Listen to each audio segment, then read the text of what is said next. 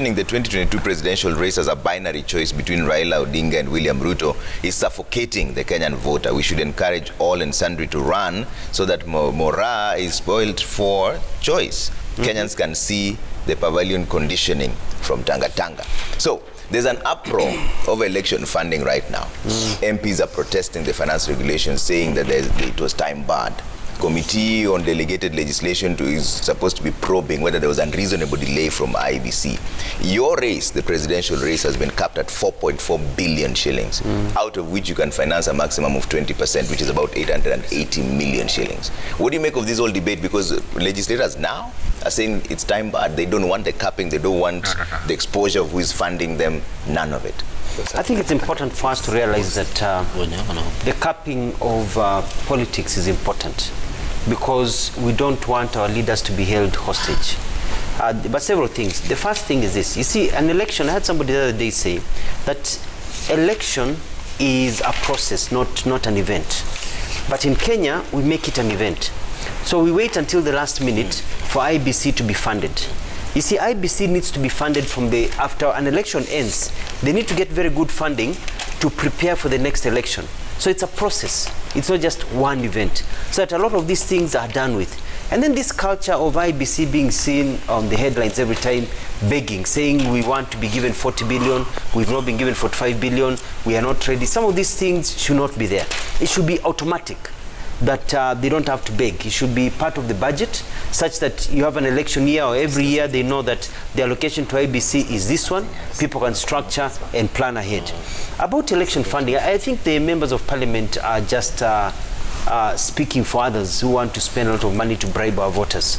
You know, our voters have been bribed. You know, people are given 50 shillings, 100 shillings. People are confused, and so people want to spend as much money as possible. And I want to tell people, and let me take this opportunity to tell our people, that we need to be smarter than the way we have been in terms of choosing leaders, because we tend to be confused by bad leaders. Let me give you an example. A leader comes maybe in a constituency, or in a county, or in a place, and or nationally, and he does a very bad job because he strikes deals with the people making roads. So the road is never, is basically washed away after 1 week or several months. So there's no road. Number two, he ensures that only his cronies work at the hospital, whereby all the medicines are removed. The ambulances don't work in terms of healthcare. There is no water, no proper sanitation. Yeye ni mkubwa, anaenda Harambee, anaenda mazishi, anaonekana yuko kwa, lakini the work that is done, yeye amekula hizo pesa.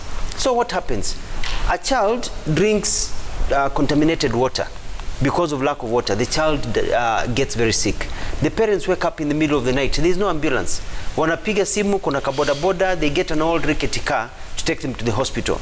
The car goes to the hospital, inavunjika hapa na pale, but the road is so bad, a journey of 15 minutes takes 3 hours. By the time to get there, the kid is critical.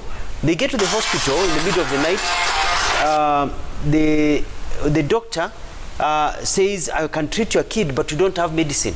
Because there's no medicine in the pharmacy. So the kid dies.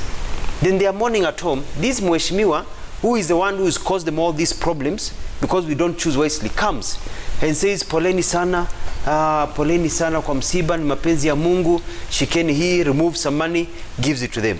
Wanasema hallelujah, huyu ndio mtu, huyu ndio anatujali, huyu ndio tapigia kura, huyu ndio mtu. Without knowing that this idiot is the one who has just killed your baby. So we need to move our conversation as a people to see beyond these small handout measures that are there. And so we have to be smart enough to realize that people have been bribed. So you find somebody gives you 500 shillings. Anakwambia shika 500 shillings, upige kura. So you go and vote for that person. This is a period of 5 years. So that's 100 shillings per year. If you drive that per month, you know, I mean, it's like the person gave you 5 to 8 shillings per month. I mean, your vote is worth that much? Is that how small your brain is? Ya kwamba unahongwa na shilingi 5 atumpigie mtu kura, and then baadaye unalalamika. So these caps are important because they need to bring discipline. When you look at even the spending of the presidential campaign, it's very high. Yes, you can't run. I think for me, I give it a 3 billion is enough to run for president. because a lot of money is spent on media and other things. But you see, there are people who would like to line people up and bribe. And let me say here, without fear of contradiction, I've seen experiments being done. I saw an experiment being done in Kibera of how you can use money, bring somebody from nowhere, use money, bribe people, get them together, give them money to lure them to vote for a certain person. I was in Kibera campaigning. I saw it. We've seen it in other parts of the country where it's money that is speaking. Yeah. And because Kenyans are hungry and Kenyans are suffering economically, they tend to lean that way, and they're being taken advantage of. Okay. And so we'll make the wrong choices. Alafu 10 years, 5 years from now, tunakaa hapa tunalilia what is wrong. Okay. That is why some of us have declared that we need a fresh start in this country, yeah, that really changes how life is.